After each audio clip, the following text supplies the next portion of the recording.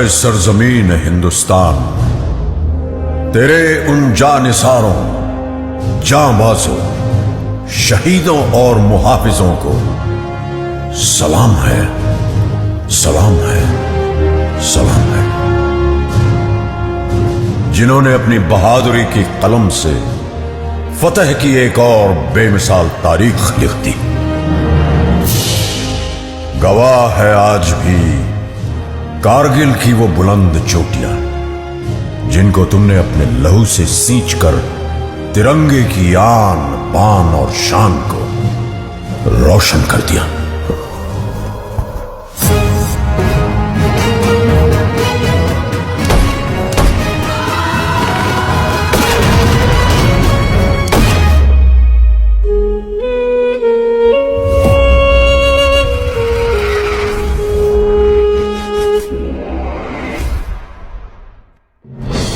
सन 1999 पड़ोसी मुल्क पाकिस्तान ने बगैर किसी आभास के अपने सैनिकों को एलओसी पार कर भारत की सीमा के अंदर भेज दिया।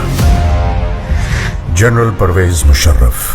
जनरल का प्लान सीधा और साफ था।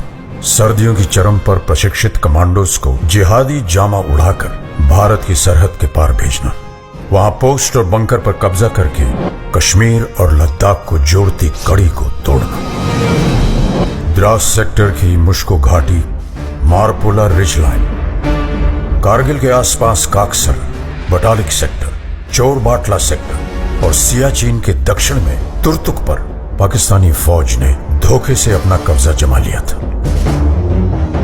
लेफ्टिनेंट सौरभ कालिया की अगुवाई में निकली पेट्रोलिंग पार्टी बड़े रहस्यमय ढंग से गायब हो गई थी। कुछ दिनों के बाद उनका क्षत विक्षत शव पाकिस्तानी सेना ने हमें सौंपा। जिस निर्दयता से उन्हें मारा गया था, प्रशिक्षित पाकिस्तानी फौजियों की ही कुचेष्टा थी।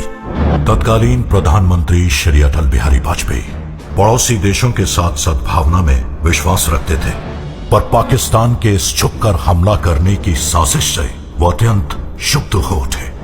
हम शांति चाहते हैं, ये तो दुनिया ने देखा। अब दुनिया ये देखेगी कि हम शांति की रक्षा के लिए और अपनी शक्ति का भी प्रदर्शन कर सकते हैं। लड़ाई के परिणाम के बारे में भी मेरे मन में कोई संदेह नहीं है।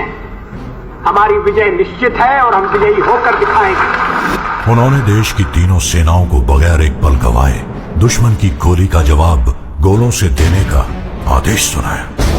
तो भारतीय सेना ने तुरंत एक्शन लेते हुए युद्ध का ऐलान कर दिया।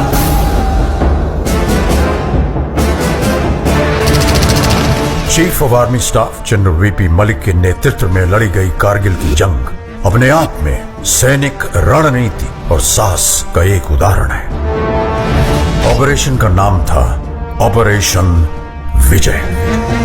थल सेना दुश्मन को खदेड़ रही थी, अब आसमान से आग बरसाने की पारी थी। वर्तमान वायुसेना प्रमुख wing commander BS Dhanoa Kargil युद्ध के दौरान फाइटर स्क्वाड्रन के कमांडिंग अफसर थे। स्क्वाड्रन लीडर अजय आहूजा, के नचिकेता और स्क्वाड्रन लीडर रघुनाथ नाम्बियार जैसे दिलेर फाइटर पायलट भी कारगिल के हवाई हमलों में नायक के तौर पर उभरे। नाम दिया गया ऑपरेशन सफेद सागर। इसी दौरान भारतीय नौसेना भी सक्रिय हो उठी।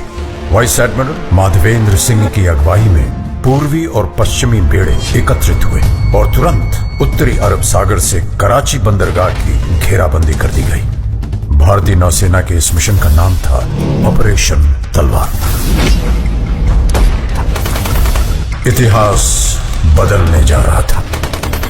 वंदे मातरम, वंदे मातरम, वंदे मातरम, वंदे मातरम। और रुख मोड़ दिए तूफानों के, चट्टानों को धूल बनाया है। दुश्मन हमको ना भूलेगा, उसे ऐसा सबक सिखाया है। मातरम,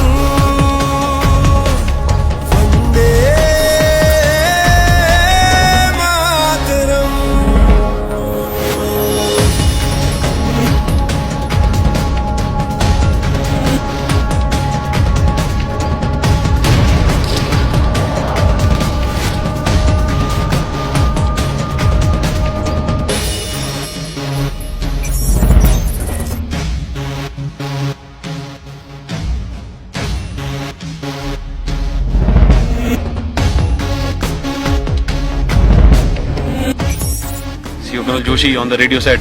After that, another bunker was captured. My company's success की नलवाज ये दिल मांगे मोर. चाहे आंधी चले तूफान उठे बढ़ता ही रहे तू रुके नहीं जब तक है फलक जब तक है जमीन मेरा दिल ये कहे कभी झुके नहीं बस यूं ही लहराए तिरंगा बस यूं ही लहराए तिरंगा वंदे मातरम वंदे मातरम वंदे मातरम वंदे मातरम। अगर मुझे अपने खून को साबित करने से पहले मौत आ गई तो कसम से मैं मौत को ही मौत की नींद सुला दूंगा। कारगिल का ये युद्ध भले ही उच्च अधिकारियों की विस्तृत प्लानिंग और रणनीति के अनुसार लड़ा गया हो, लेकिन इसे जीतने वाले औसत 20 से 25 साल की उम्र के वो नौजवान सैनिक ही थे जो शेरों की तरह दुश्मन पे टूट पड़े। ये वो बेटे थे जिन्हें अपनी मां के आत्मसम्मान की चिंता अपनी जान से कहीं ज्यादा थी। पूरे विश्व पटल पर भारतीय विजय का डंका बजने लगा। आज हमारा भारत विश्व में एक नई शक्ति बन के उभर रहा है। कारगिल की ये विजय उस नए भारत की नींव का पत्थर है, क्योंकि इस युद्ध में बही खून की हर एक बूंद ने हमारे आज को सींचा है। वही खून प्रेरणा देता है, बढ़ो आगे, मत रुको, पूरी शक्ति सहित निर्भयता से हर असंभव पहाड़ इसी तरह जीत लो। सीने में जो भारत भूमि के प्रति प्रेम है वो पूर्ण प्रज्वलित हो। जब संपूर्ण विश्व के शीर्ष शिखर पर भारत का ध्वज फहराएगा, तब मेरे देशवासियों हर दिन विजय दिवस